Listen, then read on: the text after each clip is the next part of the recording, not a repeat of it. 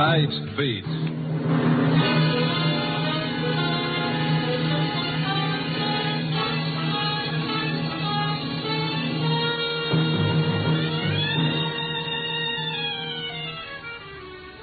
Hi, this is Randy Stone. I cover the Night Beat for the Chicago Star. Stories start many different ways. This one started, strangely enough, with the flame of a match, whose feeble glow lit up a lightened face in the darkness. A frightened face, twisted by an agonizing fear of death.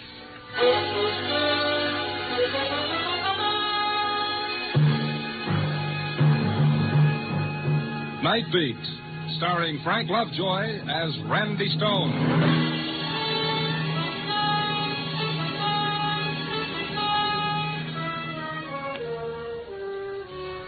The night is a thief, some poet once wrote, that steals the colors from the day.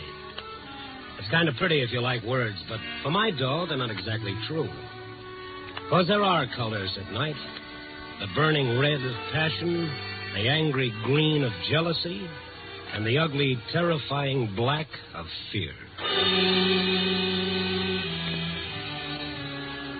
This was one of those nights when pickings were slim.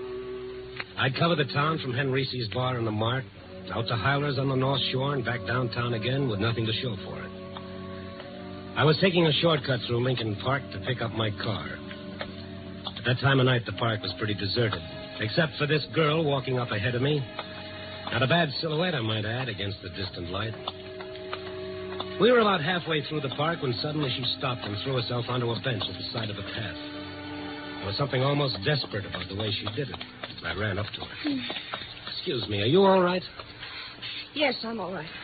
Well, I thought maybe you were sick or something. I told you I'm all right. Now, will you please let me alone? Oh, now look, lady, it's not what you think. Well, this park at this time of night, it's no place for a girl to sit around by herself. I don't need any help. Just go away. Oh, sure, I'll get lost. I can see you're all right. Only you don't mind if I just sit here and smoke a cigarette before I go. It's a public park. I don't care what you do. Thank you. You care for a cigarette? No. Of course, in order to really enjoy a smoke, you've got to have a match first. I said in order to enjoy a smoke, you've got I heard you.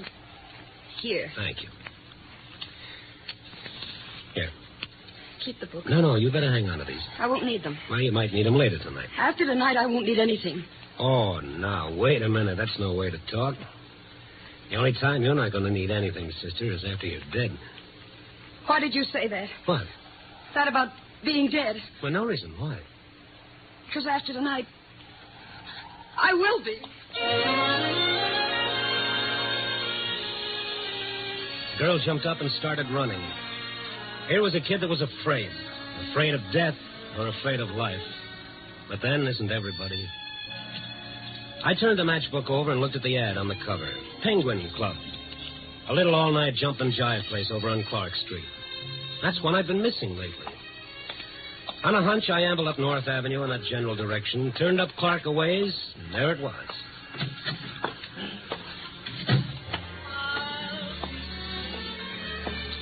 It was good to get inside out of that wind.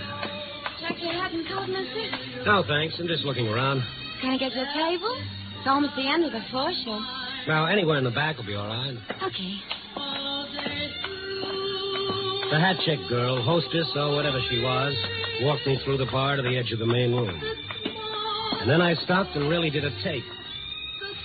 Out in the middle of the dance floor, under a little baby spot, singing in front of a 5-piece band, was Little Miss Desperate from the park. Nice voice, don't you think? Yeah. Who is she? What is Fanny? Fran Fowler. Have you been in here before? Not for quite a few months. Of course, she hadn't got much experience yet. From out of town, Someplace over in Wisconsin. Not bad looking, huh? In everything. Hey, what's wrong with her? Gee, I don't know. I can't. Well, how do you like that? Come on, folks, come on. Let's give the little girl a great big hand. Nothing like a real sad song to light up a real sad act, especially for a real sad tomato like tomato. No. It's all in fun, so let's dance now. Come on, you lucky guys and girls. Get over here. Move around. Hiya, Peggy. You got some alive one, huh? Hello, Tommy. This is Tommy Mason. Ain't he the one? Yes, he's quite the one, all right. Gee, Tommy, you sure covered up for Franny, all right. Never let down. Keep 'em going all the time. That's show business. You know how it is, mister. Oh, yes, I've heard. The show must go on. It's a new thing. You gotta keep 'em laughing. Honest, mister, he's this way all the time. What a joker. Look, about that girl. Franny? Yeah, Franny. What seems to be the trouble? Well, that's hard to say, pal. Maybe she just found out she ain't no Dinah Shore. And she sure ain't. Tommy, you killed me. Seriously, fella, why would a girl break out that way in the middle of her number and start to cry? Could be she got a cinder in her eye. But just to make sure, I'll go ask her. See you later, Tommy. Come on, fella. How's about buying a girl a drink? Oh, sure, in a minute. About this Franny. Look, do we have to talk about her? I thought you came in here for some fun. Maybe I get my fun wondering about people. What time's the next floor show? Next one's at 2, then 4. Oh, they're not kidding about this all-night business. And still another one at daylight. She's singing all of them? How should I know? She missed most of the 12 o'clock show. Just got here for that last number. Any idea where she lives? The rooming house around on Erie Street. No, the number? 391. You know you ask an awful lot of questions. Well, that's my business. I'm a reporter, Randy Stone. I might have known it. Look, you're not going to bother her tonight, are you? Of all nights? Tonight? This is the night that Charlie Dana's being executed down at Joliet. What's that got to do with her? Well, how would you feel? Look, Mr. Stone, she's human. This is the night her boyfriend's going to die.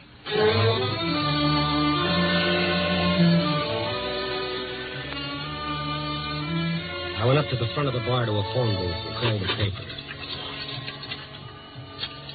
There was something about this in the back of my mind somewhere, something I ought to remember but couldn't. I had the girl on the board put me through to Gabby in the library. Library? Oh, hello, Gabby. This is Randy. Yeah, Randy? What have you got on the Charlie Dana case? Still a little early, Randy.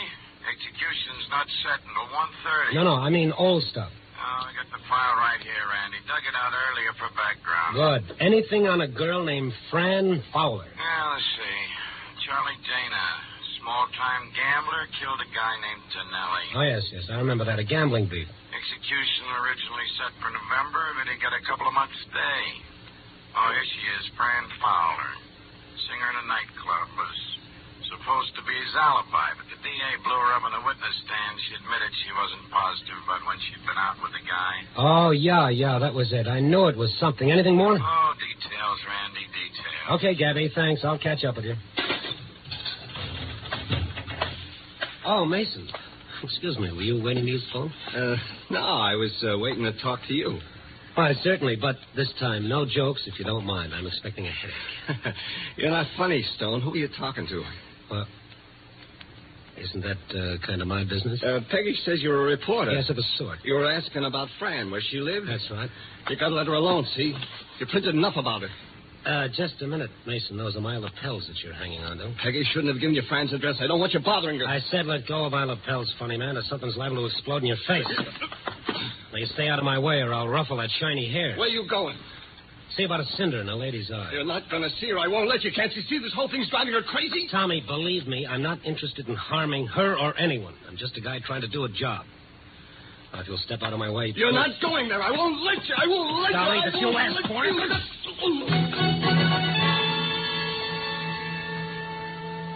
My, that's a real nervous fella. Now that he'd made such an issue out of it, going around to see Fran Fowler was a definite must on my schedule. I picked up my car and drove over to Erie Street. 391 wasn't much different from any of the rest of the rooming houses on the block. I got the number of her room from the mailbox and started down the dingy corridor to room 8. I knocked at the door, but there was no answer. I knocked again, and then I smelled gas. Hey, anyone in there? Miss Fowler!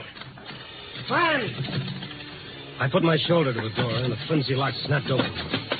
I rushed into the gas-filled room, holding my breath until I could smash open the window and let in some air. And then I saw Fran Fowler, the girl from the park, lying across the bed. And on the table beside her, one of those 2 burner gas stoves with both jets wide open. I turned them off and started shaking the girl. Miss Fowler, Franny, come on, get up. You got to get out of here. Look, am I going to have to carry you? Put me down. You little fool, this room is filled with gas. Smell my purse. Where? On the table. A Okay, I've got it. Oh, Fine thing with a gun in it. give that to me. Outside, baby, outside.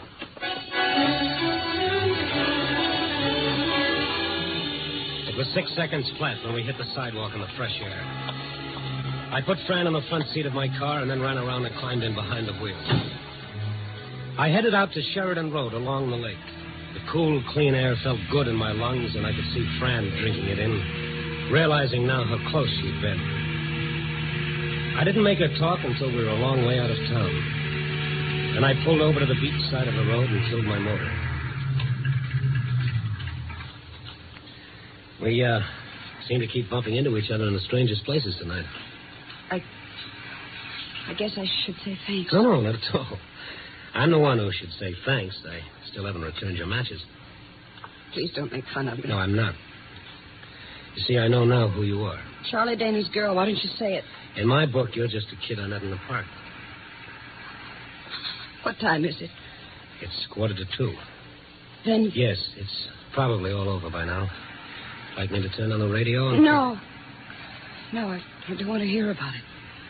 You must love him an awful lot. Love him? I despise him.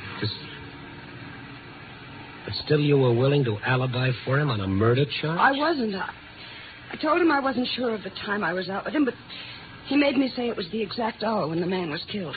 Didn't you realize you might have been perjuring yourself? I didn't lie. I just didn't remember. It might have been like he said. When you're not sure, what else can you do? Yeah.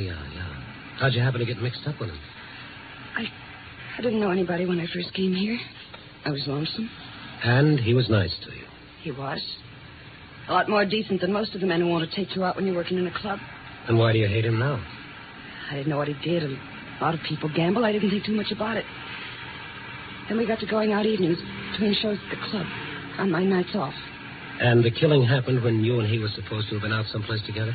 That's what he said. He wasn't arrested until a few weeks after the trouble. I couldn't remember if I'd been with him during that particular time or not. Well, it's all over now. You did what you had to. That's about all any of us can do. But you got to forget about it. Put it out of your mind. There's nothing more to worry about. Oh, that's just it. You don't understand. There is. What are you talking about? He promised. He promised, and I know he'll keep his promise. Promised what? I want to see him in prison. In the death house? I had to. I wanted him to understand, but he said I tricked him. What, by telling the truth on the witness stand? He said I double-crossed him. But now he didn't care. Why would he say that? He said he didn't care because the night he died, I would die. And I'm afraid.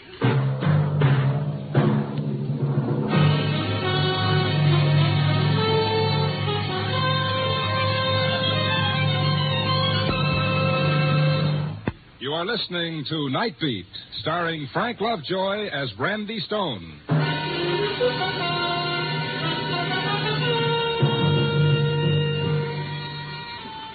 This was real. This was no act.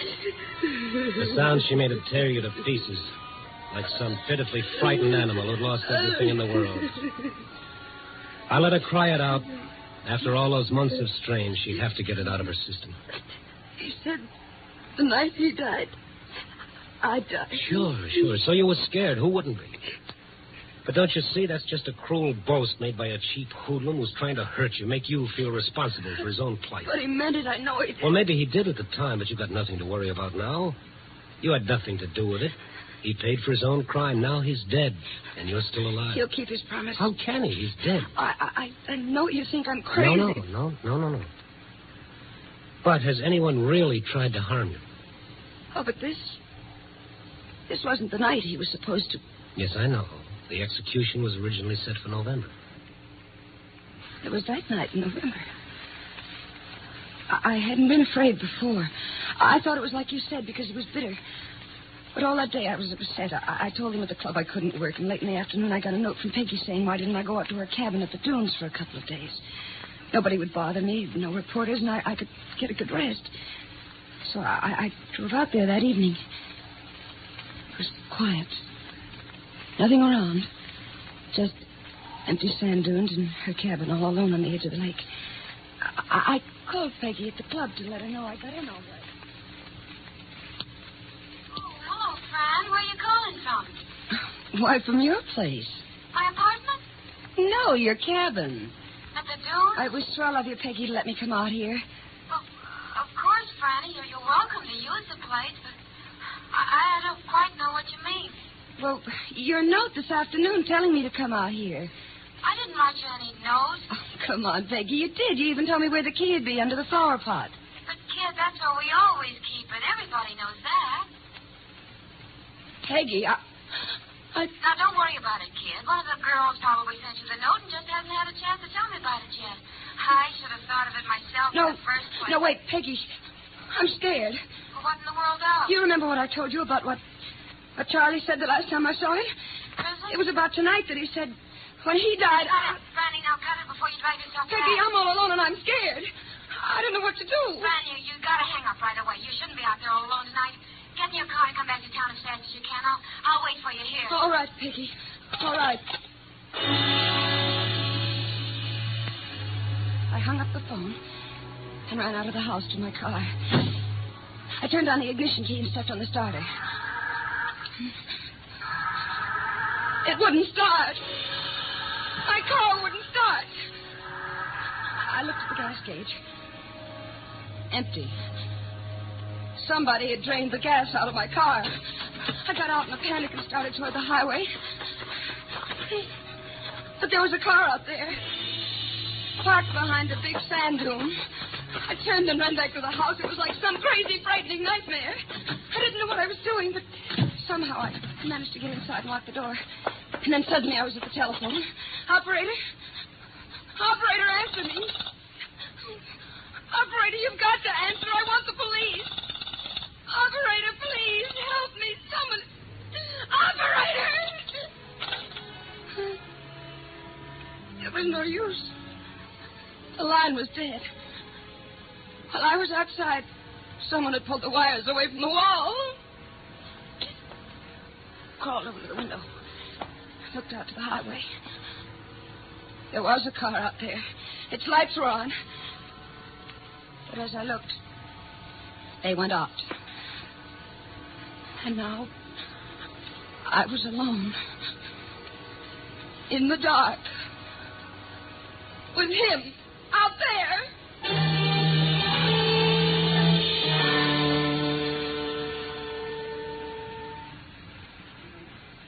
I must have passed out. When I came to, it was morning, and Peggy was there. She and Tommy had driven out after the club closed to find me. But you see, you didn't die that night. But neither did he. Could have been your imagination, you know, this man in the car. No. The news about this day of execution was on the radio. The man in the car must have heard it and gone away. Did you call the police? They didn't believe me. Just because I'm a nightclub singer, they said I was trying to get publicity. How about the car not starting and the telephone being dead? According to them, my car was just out of gas, and I must have pulled the telephone wires off the wall myself. In the panic you were in, you could have. But I didn't. I tell you, I didn't. All right. Anyway, it's tonight that we're concerned with. I don't know what to do. I just don't know what to do. Well, if it's true, this fear you have, you've got to find it out tonight. If you don't, it'll haunt you the rest of your life. Oh, I know, but how? You've got to go back to your room. Oh, no, I'm afraid. I'll be with you. Still got your gun, remember? By the way, what were you going to do with that? I didn't have the nerve to use it. Even on myself. Well, if anything is going to happen, it'll happen tonight. Not tomorrow or any time after that, but tonight. We'll go back to your place now and wait until it's daylight.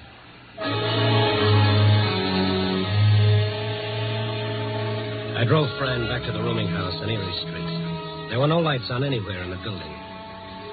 We tiptoed down the empty corridor to Fran's room, listened at the door a minute, and went in. The door closed all right, but it wouldn't lock. I must have sprung it when I forced the door. We settled down and waited. For what?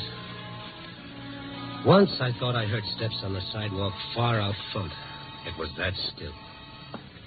And then I did hear steps, slowly coming down the hall. There's someone in the hall. Keep it down. He stopped outside the door. Don't move. Who's a knocking at my door? Who's a knocking at my door? Who's a knocking at my door?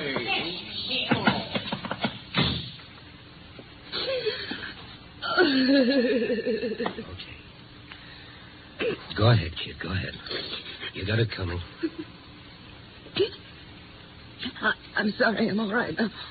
Nothing to be sorry about. I was kind of scared myself. It's a funny thing about fear. It's catching. Look out the window. It's almost light. And this all night has gone for good. You see? It was all in your mind. Things you were frightened of. It was nothing, really. You won't be afraid if I go now. No. I've caused you an awful lot of trouble. Oh, now you cut the howdy. You'll get me going. And the kids at the club, I guess I should go back there and let them know I'm all right. What the doctor ordered for you was a little shut-eye. I'll stop by on my way and give them the word. Good night. Good night. Oh, here's your gun. You might want to pawn it for a couple of pair of nylons.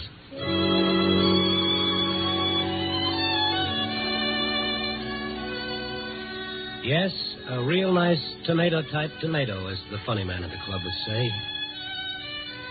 On the way over, I got thinking about him and that girl, Peggy. Come to think of it, that was one point Fran had forgotten to clear up for me, about the note that sent her out to Peggy's cabin at the dunes that night. Yeah, my mind wouldn't let go of that. When I got to the club, it was daylight, and they were folding up the joint, and Peggy was sitting alone at the bar. Well, you got a nerve coming back here after... How's your boyfriend? He's not my boyfriend. It's a figure of speech. Where is he? He just left. Okay, I'll settle for you.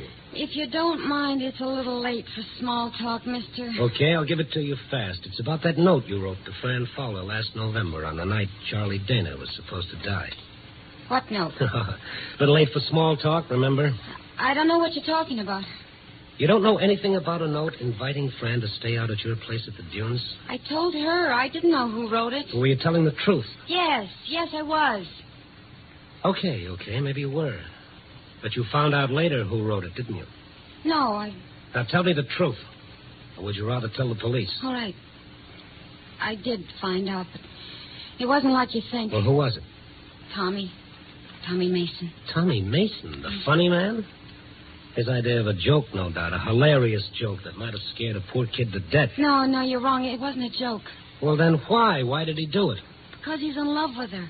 He made me swear I wouldn't tell her. He wanted to wait till the time when she needed him, and then he'd tell her himself. Until she needed him? How was he going to make her need him? Use a condemned murderer's empty threat to frighten her out of her sanity so she'd need him? Is he crazy? He is where Fran's concerned. Where is he? I don't know. He's been like a maniac all night since you left here. After every show, he's gone over to Fran's place looking for her. He's crazy jealous. Jealous of whom? Of you. He thought she was with you. But what if she were? This was the night. He was sure she would need him, and instead she turned to you. Don't you see? Yes, I do now. Thanks.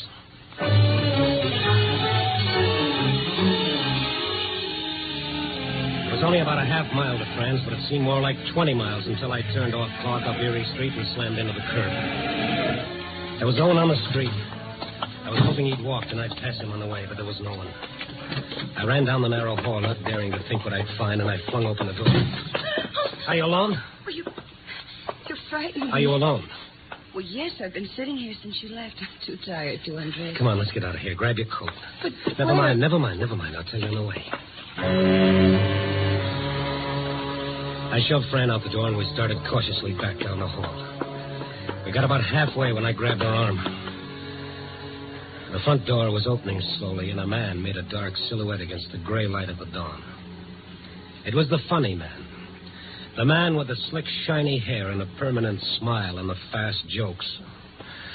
Only the smile was gone, and he had a gun in his hand. Keep coming. Keep coming. We started towards him slowly. Tommy, it was you? You who were going to kill me? You didn't know. You didn't know that I had a heart, too, just like Charlie Dana did. Tommy, you never told me. You never let me. You didn't need me. You would have laughed at me like you laughed at my jokes. It couldn't have been you at the dunes that night. I followed you out there.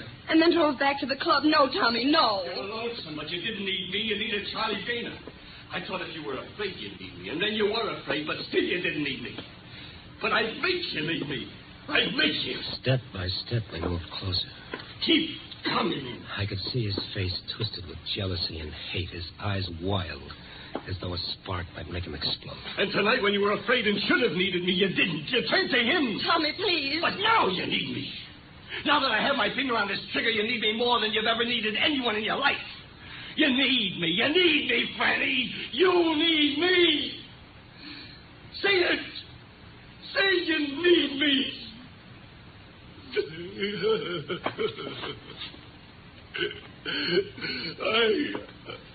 can't shoot. I can't shoot.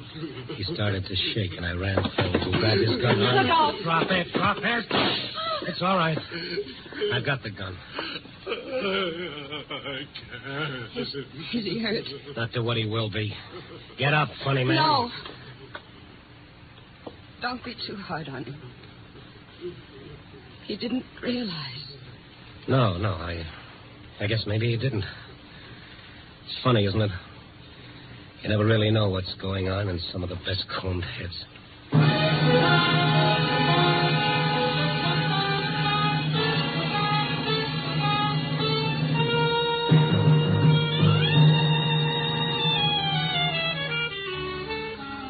Well, that's the way it goes. A little later than usual this morning. The day shift has already moved in and let the night crew wander off to their own private little beds. Well, at least I got to see the sun come up. And here I sit, still trying to make it all add up. But no matter how I figure it, the only answer I get is, you never know about people. But bless them, maybe that's why we love them. See that man walking towards you with a smile on his face? What's he smiling about? Or is it just so you won't notice how he's screaming inside?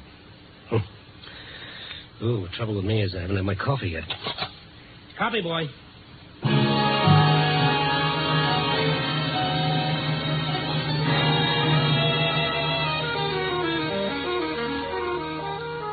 Night Beat, a dramatic series, stars Frank Lovejoy as Randy Stone. Night Beat is edited by Larry Marcus and directed by Warren Lewis. Music by Frank Worth. The part of Fran was played by Joan Banks. Paul Dubov played Tommy. Others in the cast were Georgia Ellis, Ken Christie, and Carol Richards. Frank Lovejoy will next be seen in Milton Sperling's production Rock Bottom, released by Warner Brothers. Throughout the week, NBC brings you the best adventure mystery dramas on the air.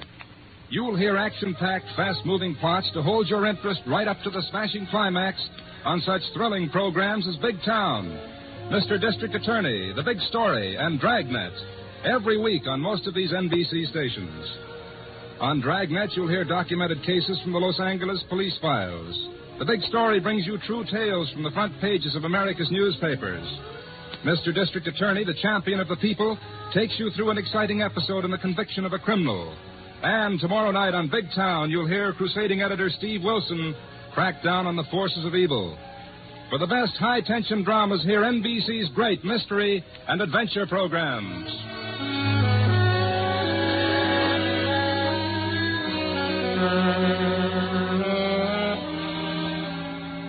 Listen next week at this same time and every week as Randy Stone searches through the city for the strange stories waiting for him in the darkness.